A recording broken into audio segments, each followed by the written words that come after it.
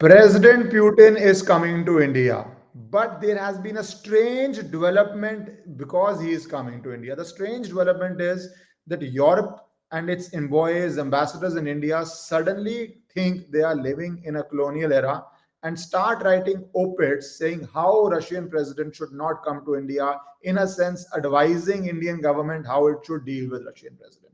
There is a history to this. Before Ukraine war, India was not really buying too much of petrol from Russia. But slowly and steadily, that kept increasing. We had those viral clips of foreign media telling our foreign minister, our commerce minister, and every other minister they could get a hand on that why are you buying oil from Russia? That in a sense you are funding the war in Russia and you should not do it. At that time, we did not stop. We kept taking oil. It kept increasing. It became 25, 30%. Then the figures didn't come. Then suddenly, before Europe, US president had imposed sanctions and started to squeeze out India's ability to purchase oil from Russia. What has been the impact of that? Has India, in a sense, stopped buying oil or has it reduced the oil? What is the bilateral relationship between India and Russia? All that is going to be discussed, including currency settlement that's been told that in which currency do you settle? Indian rupee has gone to 90 rupees. And can India Russia settle trade, or is the dollar hegemony something which will not make it possible? So, this European reaction, this American reaction, and the visit of Russian president to India, we will discuss all this. And to understand the complexities of all this, we have the best person with us, Mr. Sibal, who's been a former foreign secretary. So, thank you, sir, for joining once more. My pleasure, my pleasure. So, sir, firstly, this European, UK, Germany, France, all banding together and writing that article, how do you see that and how unusual is that in diplomacy for three nations to tell a sovereign nation how to deal with another nation while being on its own territory? A few things in this regard. In my entire diplomatic career, I have not come across a situation like this where ambassadors accredited to a country publicly, in a sense, uh, I would say, protest or attack the decision of the host country to receive a foreign leader. Now, the ambassadors accredited to countries essentially should and do confine themselves to bilateral ties. And their mandate is to improve understandings, broaden bilateral ties in every sphere possible, and create better understandings between the two countries. Now, of course, there are differences, uh, not only bilateral, but there are differences with regard to foreign policy choices. I mean, we are not very happy when some other countries woo Pakistan and this and that.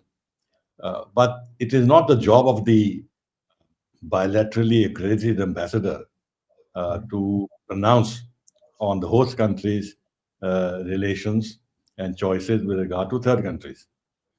It's the headquarters that does that. Now, in this particular case, we are aware of the positions of the European Union and individual European countries, whether UK, Germany, or France. They have been very anti-Russian, anti-Putin, very aggressive, repeatedly, day after day, in one form or the other, they are condemning Russia, Putin, talking about a threat to their own security from Russia, talking about Russia's hybrid warfare against them, and taking decisions repeatedly to pump in more and more billions of dollars into Ukraine so that Ukraine is in a position to carry on the proxy war. And their basic position remains that no territory should be ceded by Ukraine to Russia, that Russia cannot have a voice say with regard to Ukraine's membership of NATO or the European Union, or the positioning of the coalition of willing troops on Ukrainian territory. Uh, they have been doing everything possible to try and put big spanner in the works uh, when it comes to Trump's initiatives to resolve the conflict and his bilateral dealings with Putin and keeping the Europeans out. Now, we know all this. We know all this.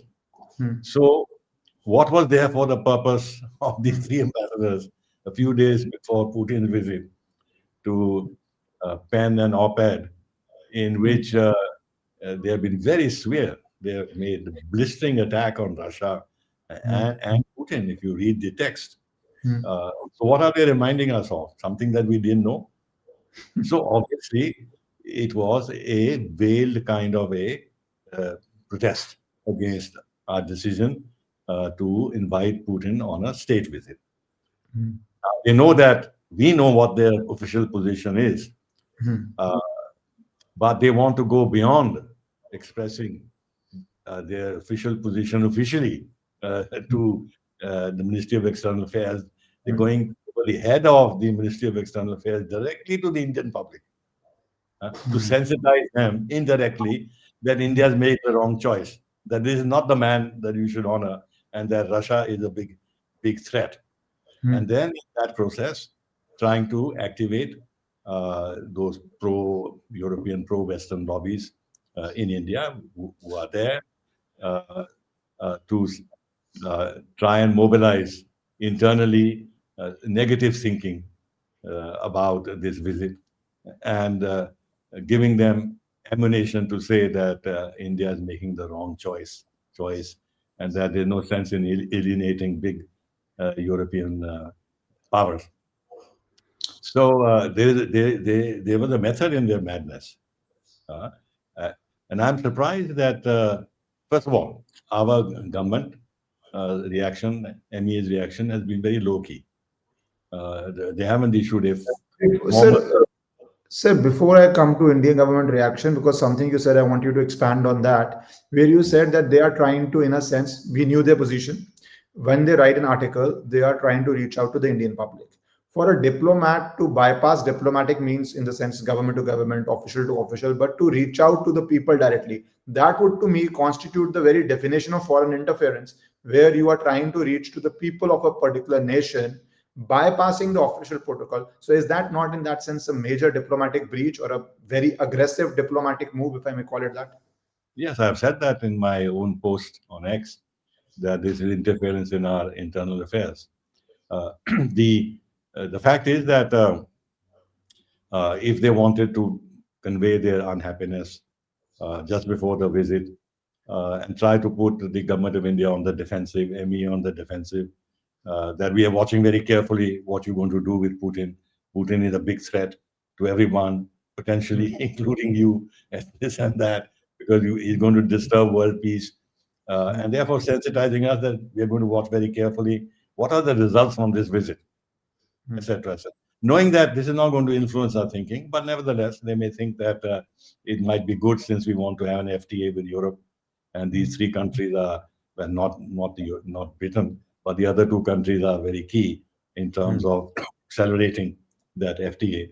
That maybe it'll get registered, especially as Van der Leyen and Alberto da Costa have been invited as chief guests at the Republic Day. So they feel they have some points of pressure on us. So I can understand doing that.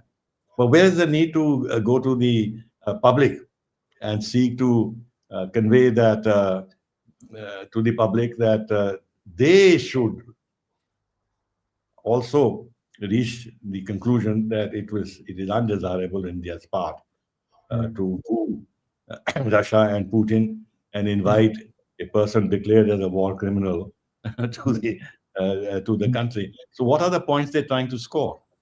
They're trying to indirectly question our foreign policy choices. Uh, as I said, sitting in Berlin or in Paris or in London, their government can say whatever they want, and we'll reply appropriately. But normal practice is that you don't expose your ambassadors to uh, uh, to to some kind of a backlash within the host country. Rather, you don't put them in the firing line. You protect them. You want them to go ahead and do their bilateral job in as friendly an atmosphere as possible. And if something unpleasant and harsh has to be said, the headquarters do it. So in this case, I don't even understand the sense behind it. And this is what I was coming to. The German foreign, no, our reaction has been very low key. We didn't issue any formal statement.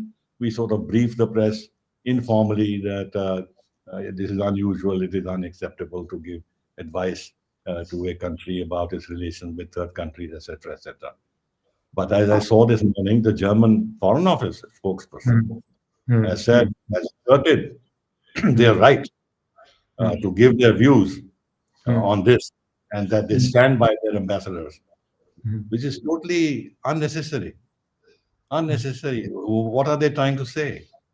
Now, if this is so, why not be bold and brave and courageous and say openly to India that you have done something wrong in inviting him and protest. Say it then.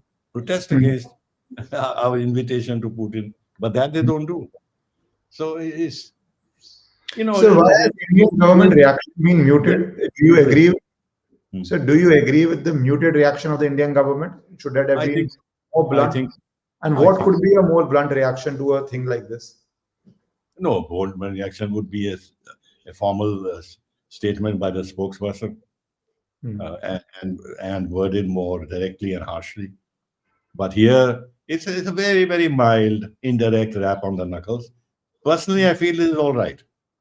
There's no need to unnecessarily aggravate the matter by making it more contentious, uh, especially in the light of factors that are at play, which I mentioned just now. That Hmm. we've invited the EU leadership as Hmm. a chief guest at our Republic Day, Hmm. and we are actually we just signed the FTA with the UK. We've had major defense deals with France. Hmm. Saffron and more are in the offing probably. With Germany, trade volumes have increased. Number of skilled workers going there, students going there have increased, etc., etc. So we have important interests in these countries, but we can't let them ride roughshod and do as they please. And therefore, some mild reminder that uh, don't go too far, otherwise we'll react more strongly. But Just a little. also a bad precedent in the sense tomorrow European leadership is coming. What if Russian ambassador writes an article in media saying that this is exactly Europe is doing? So in that sense, they may or may not do it. But if you do not shut it down or you don't react strongly, it is also inviting, in a sense, other ambassadors to put out whatever their views or grievances are in the media, Indian media. Yes, of course, because the point is that they are taking full advantage of the genuine freedom of the press in this country. Actually, while I fault them for what they have done, I fault Hmm. even more the Times of India and the So, Indian Express for giving them this space. Why? Don't they have any sense of media craft? Don't they know that actually they are doing exactly what the West wants to question our ties with Russia and with Putin, and sir, raise our controversy media. around raise a controversy around that visit and detract from the value of the visit. They know this, so why are they doing it? Sir, I our mean, media. in any country, and Ishkaran, let me tell you very emphatically that as ambassador, naturally, I have also tried to reach out to the media in the countries that I was accredited to, not with a view to attacking any third country, Hmm. but to Hmm. explain our position because we've been under attack on everything, Hmm. minorities, democracy, human rights, Hmm. Kashmir, nuclear matters, this and that. But they would never allow you space. They don't because Other countries won't allow an Indian ambassador to write an serious, article. serious countries just do not because their media craft is different. They know what the value of giving space in their media to a foreign ambassador to state their official position is. They don't do that. But sir, that They've would be been democratic countries, or you're talking about countries where democracy is not there or democratic, free? democratic countries. Oh, absolutely, absolutely. I have details in mind, but I won't go into that. Hmm. Uh, but here we are a wretched banana republic when it comes to the way our media handles foreign ambassadors, the way they run after them, lionize them, give them space, ask them leading questions, knowing that are going to react in a particular way. Now, in the Indian Express, they asked two questions from the Polish Deputy Foreign Minister. What do you think of Putin's visit to India? Number one. Number two, what would you want the Indian Prime Minister to say to President Putin? Come on.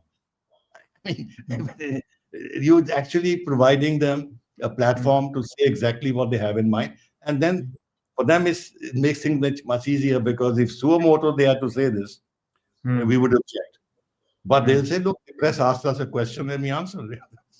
So, so So you're basically asking a Polish ambassador or whatever foreign minister to lecture to the prime minister, tell him what to do, and this is the Indian media asking, which is not a global practice, as you are saying, sir. no, of course not. No See, serious country does. because because what you said, media craft in India, it's only a TRP craft. Whatever gets you the maximum TRP. We are sitting here and discussing the two newspapers you named, Times of India, Indian Express. So it's a TRP thing. A lot of people have, in fact, have gone out, read the article, seen the article. So it's a complete race to TRP without any national interest. And we saw this in 26/11, a different context, where a massive attack is going on, and we are giving live location of what is happening where, what is happening on. So in that sense, there is no restraint on media in India, or whether it be national security or whether it be foreign affairs. I But agree with you. But my question was, because there's another view where people say that if media did not give space in social media age, they would just write it out on a tweet and make it, in a sense, a Twitter long form Twitter piece, or they would do it on Facebook. So the other argument, because I discussed with certain people in media, and they said if we don't do it, then because there is so many media, one media will do it. So whosoever gets the advantage first has to do it, because there is no uniformity. I say no, others will say no. Second, they say in any case, they will tweet it out on social media. And if they tweet it out, then media has to cover it. It cannot be a case that an ambassador has tweeted something and media goes radio silent on it. So they say that because of that reason, it makes no difference. But does the credibility of a newspaper, which is still, in a sense, more than the credibility of a post, be something which they should not have done? Or you think in this age and this technology, it's in a sense redundant? See, no, one can look at it a bit differently.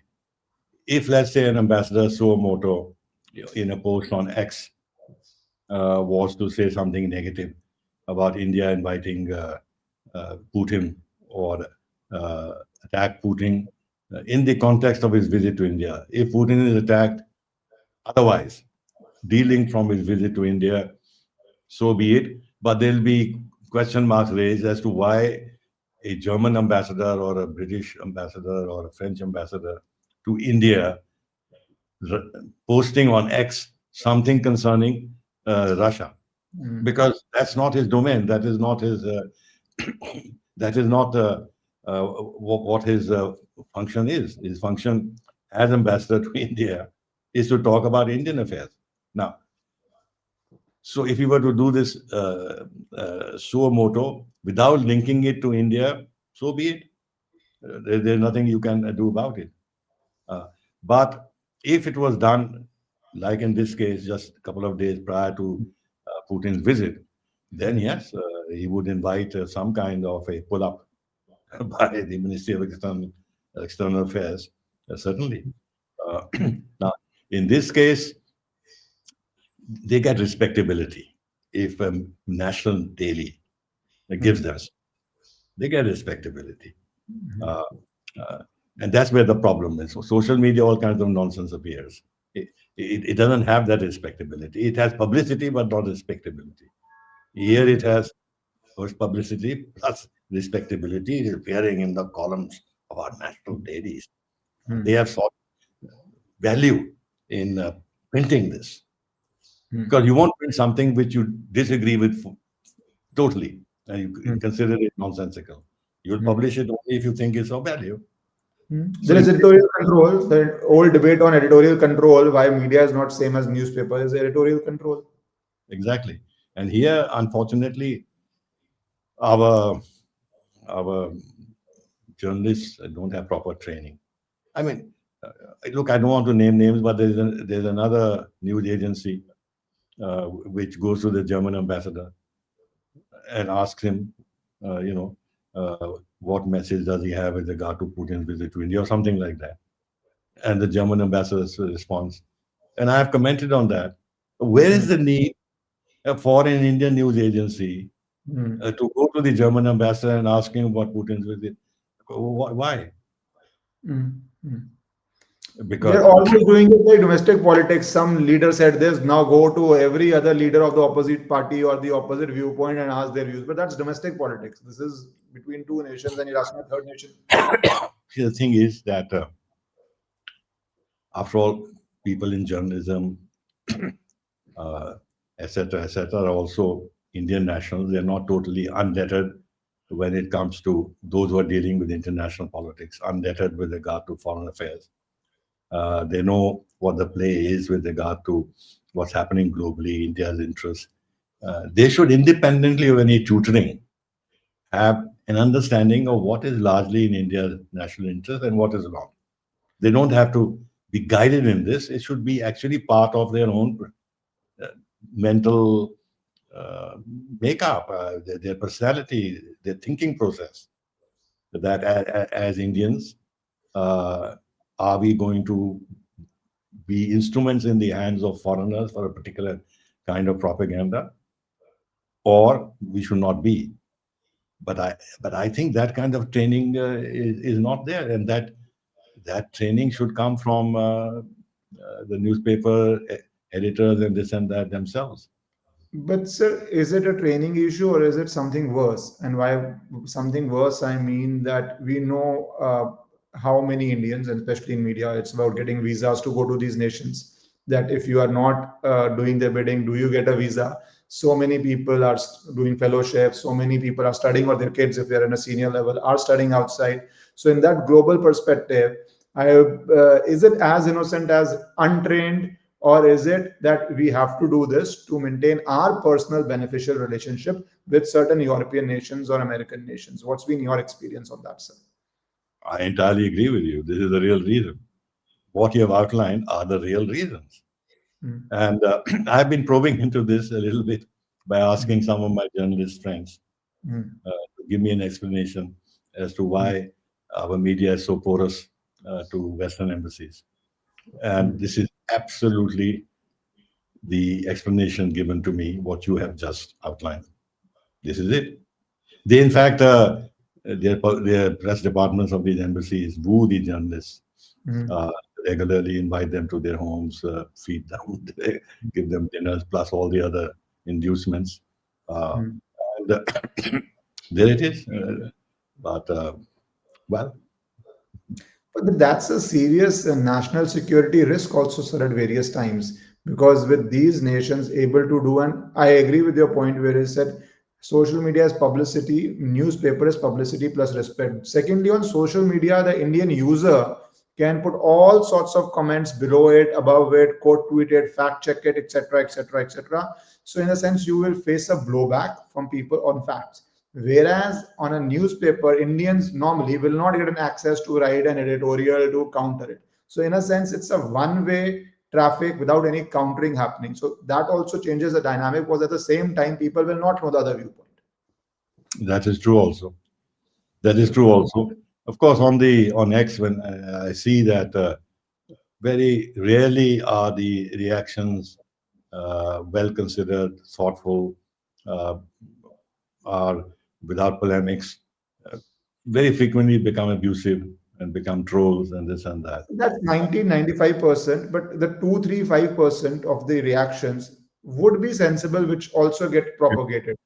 So That that is two true. five percent is enough for all sensible people to understand. Rest is all abuse, teri maa ki, teri behan ki, teri this, teri that. But that Yeah, 5%, which is a sensible, considered position, is what people follow. Rest is all frustration letting out where people don't want to.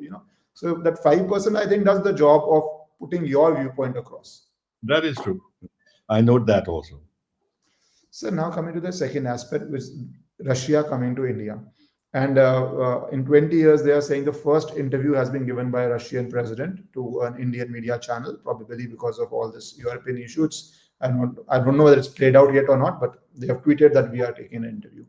So, sir, the reality of Russia coming to India with a lot of contentious issues, how far do you think these issues can be resolved? And I may come specifically to the oil.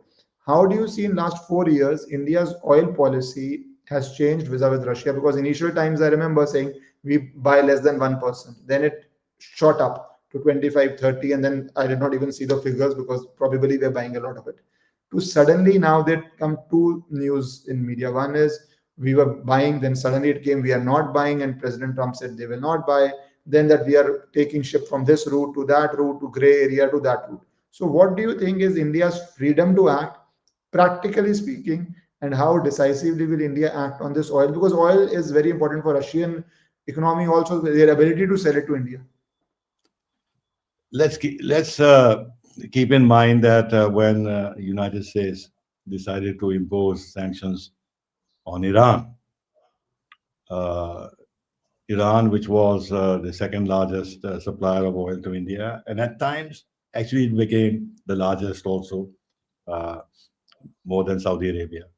Uh, Within 6 months, the offtake of oil from Iran came down to zero because of American sanctions. Hmm. Uh, because it was, in some senses, linked to the nuclear deal and everything else, and also that the cost of abiding by US sanctions in terms of our relationship with Iran was bearable. So we did that.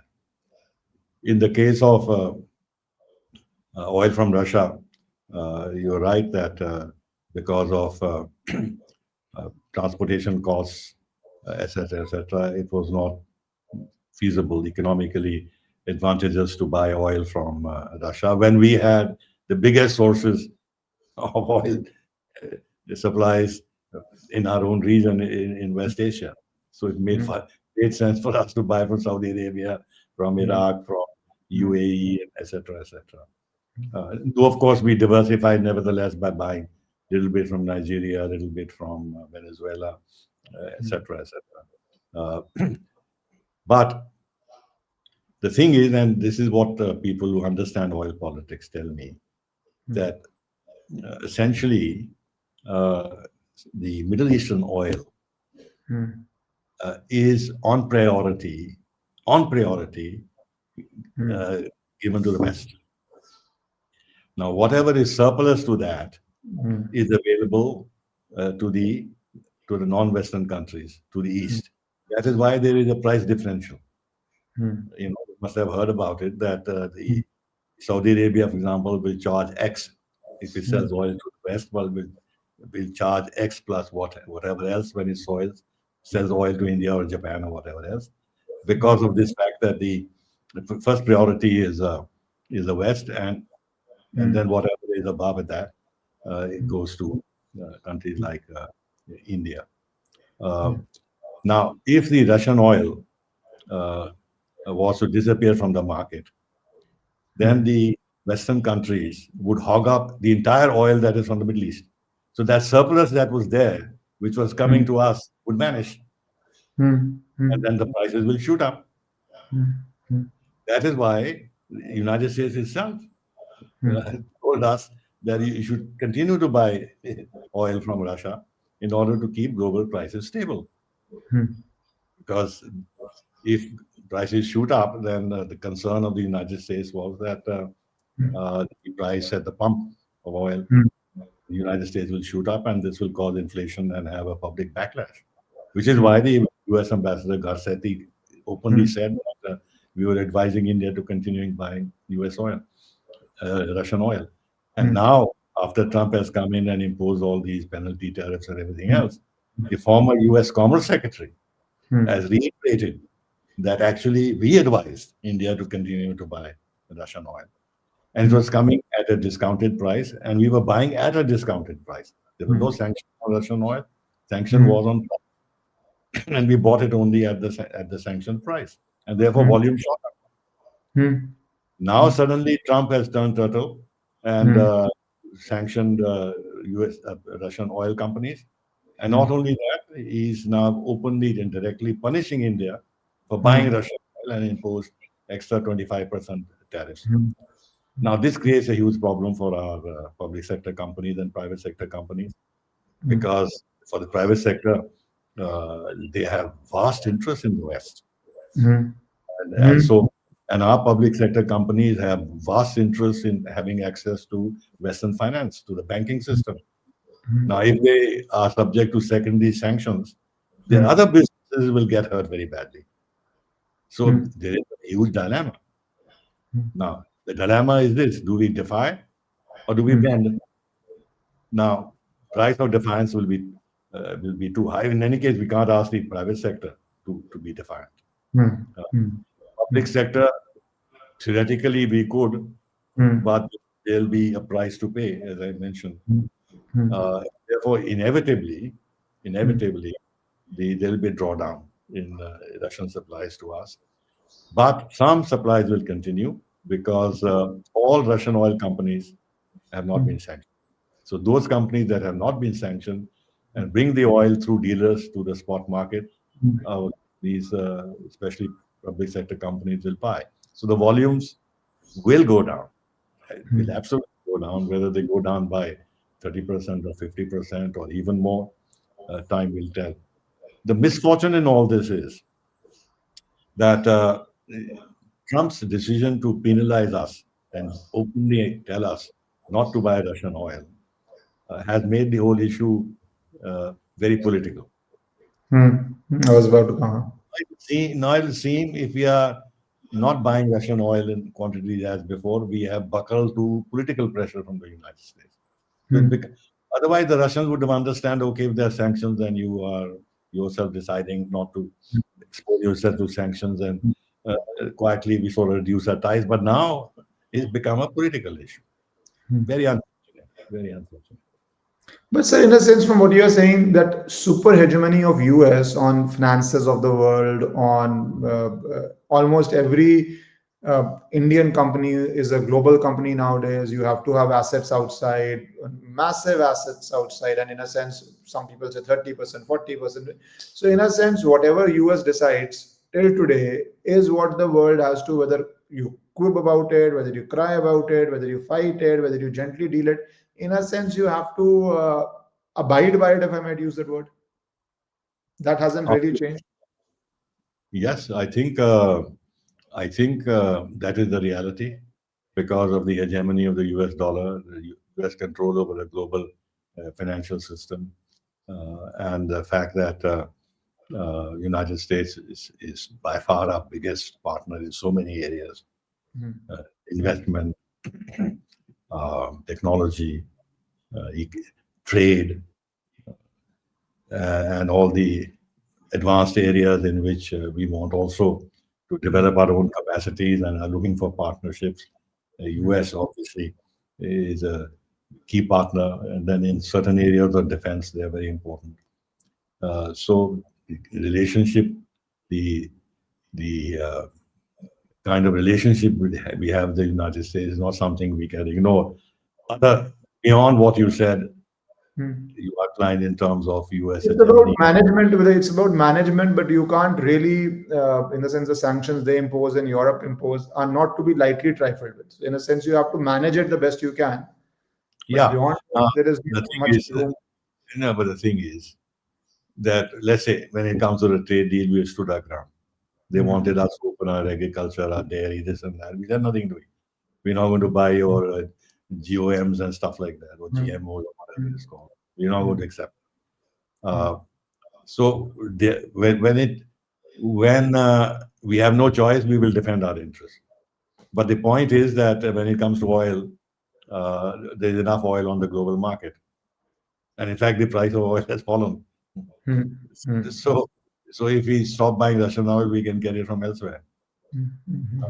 Now, where we can have some discretion, and I hope we use it in order to, let's say, show that we are not going to be simply run over by the United States, is that we should not be so ready to buy American oil, which is more expensive, what have you, because that's what they want.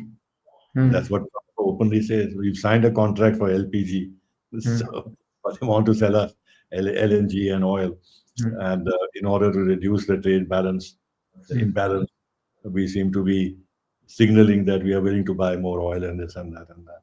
Now, there we can use our discretion and Mm, make them sweat and not necessarily go to them and mm, go else to mm, buy more oil. Get it from Guyana or someplace like that. They've mm, discovered mm, huge stuff like that. It's not easy diplomacy because of American power. I mean, we can resent it, but when it comes to practical politics, you can't disregard it. So basically, sir, what you're saying is there are some core issues in which you have to stand firm, which we are standing firm on, agriculture, etc., etc. But issues which are not absolutely core, where there are substitutes, there the management is tougher, and you have to whatever you can do, you have to manage it. So Yeah. it is not an expansive thing that you can on every issue be rigid and that I will stand firm on this every Let, issue in the world. let me, Ishkaran, add something to this, which is relevant. Hmm, Now, we can, in a way, compensate hmm, Russia, if you like, for hmm, not buying earlier quantities of oil by hmm, expanding our ties in other areas, including defense. hmm, hmm, And our defense minister said we are ready hmm, to buy more S-400s. hmm, Well, if Russia can supply them, we should go ahead for that. hmm, Russia has gained tremendous experience in modern warfare techniques. hmm, We, all our military brass now talks about the changing face of war and hmm, how the methodology has changed. hmm, Uh, and Russia has directly experienced that hmm, in Ukraine when NATO has put in its best uh, new methodology of warfare uh, against Russia. So here is another area in which we can talk to them and benefit from them. hmm, Just signed a logistics agreement hmm, with Russia, which hmm. makes it easier for them to use uh, Indian ports and naval bases and air bases and Yeah, everything else. I was Movement of about we can yes, sir. buy more cylinder from them. We can buy more coking coal from them.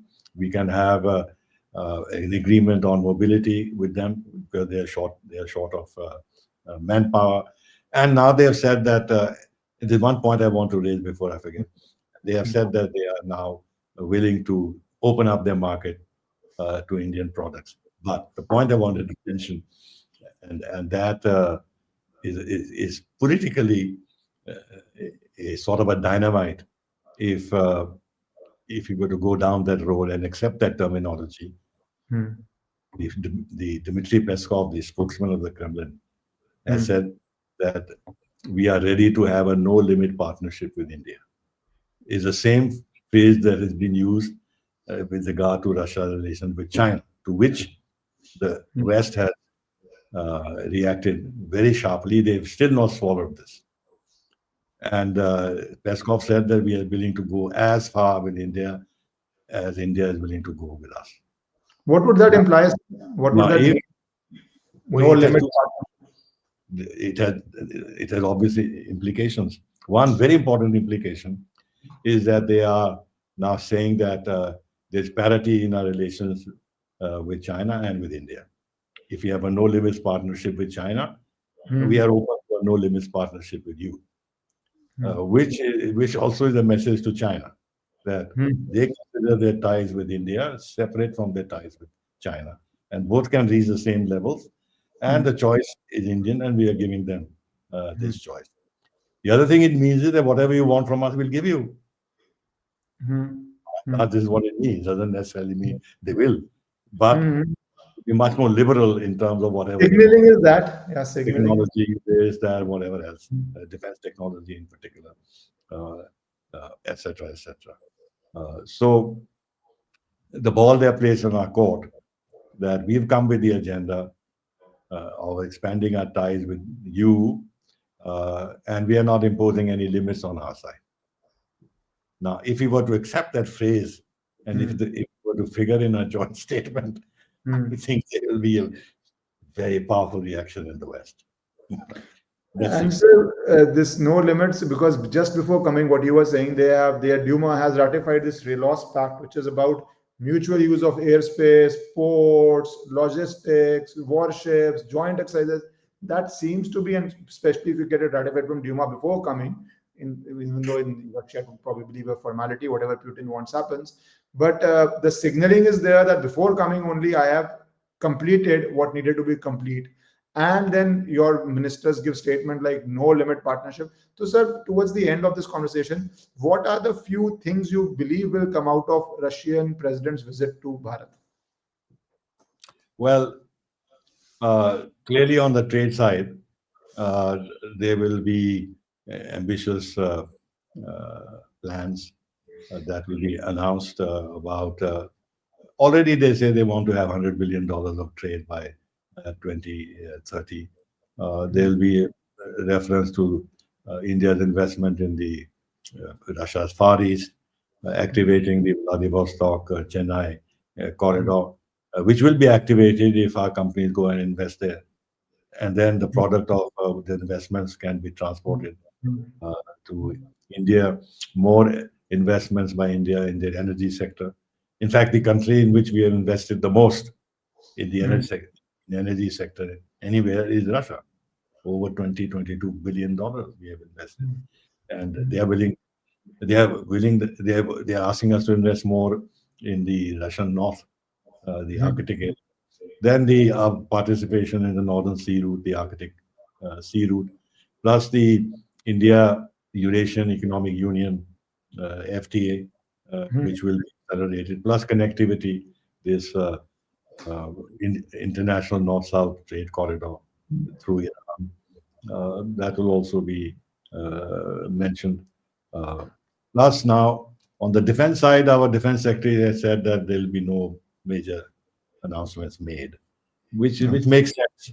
But I think discussions will start on acquisition of some additional platforms for the reason that at the moment, no agreement for a fresh Russian platform uh, is has been made.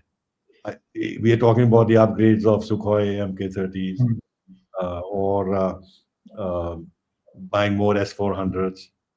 Uh, but these are contracts which are already uh, made, and there are additionalities. But there is no new uh, platform or major contract which is being discussed, which may be being discussed, but which has not figured in our public briefings. Now, maybe that is something that we should look at. And I'll come back to what I said earlier, that the Russians have demonstrated the capacities of their missiles, uh, Yes. bypassed all air defense systems, the most advanced ones that NATO has provided, including Patriot and all that. We should get those missiles and see what we can do. Plus, of course, we have a space program, so something on that side uh, announced, and plus small modular reactors in the Yes. nuclear side. This is something which they are pushing, and I have a feeling that earlier we were a little reserved, but now by privatizing the our nuclear sector and everything else, this this these small nuclear reactors have now become more acceptable in terms of the way we want to go forward. So this is an area in which we can also cooperate with Russia. So one other thing I found, which is a small thing, but could be important, is they are saying that they are trying to have a labor mobility agreement and then skilled migration to Russia, because we have a lot of Indians and our advantages are population, Russia declining birth rates. In fact, entire Europe with that situation as it has become, that's why probably there was so much of immigration there. But if Indian immigration legally in Russia, do you think that's some scope to play out over the next 10 years? We hear about Israel wanting that. Sometimes we hear about Japan wanting it. Do you think that could be a play which was not a play for last 10, 30, 40 years? That could become a thing, or that's just too small to have any significance ever? Well, in case of Russia, we are talking about 40,000 workers to work on their construction industry, agriculture, what have you. Hmm. Uh, so I think that will go through. That will go through. Russia is interested. We would be interested, but we'll have to make sure that there is a proper legal framework under which this is done. We've had cases where people have gone there and they've ended up on the Ukraine front. So we have to guard against that kind of a possibility. Russia would be interested because their uh, Siberia, the eastern part, is severely underpopulated, Mhm. and therefore they need more people to work on the land.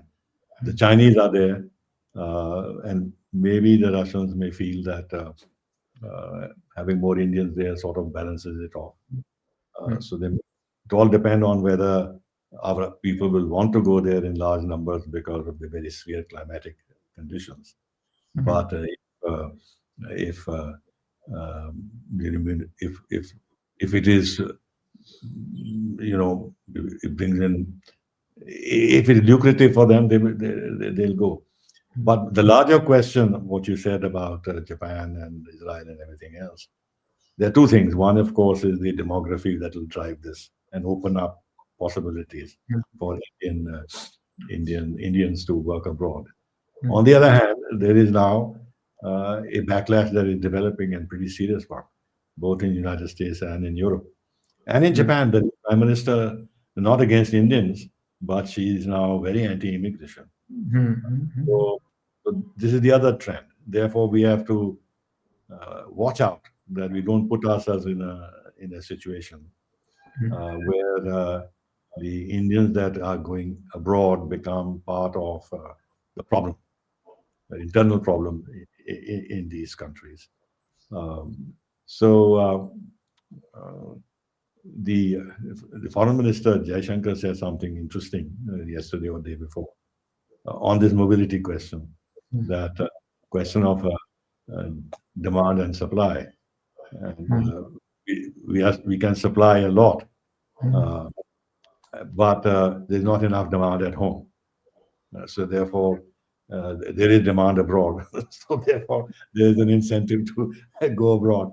I think this is, in a sense, points out to some failures in terms of our own economic situation, that we can't create enough demand within the country where we can employ these people, and in a sense, leave them little option or some of them to look for avenues and employment abroad, which might seem on the face of it, in terms of remittances and everything else, attractive, but it's also a bit of a commentary on our own system.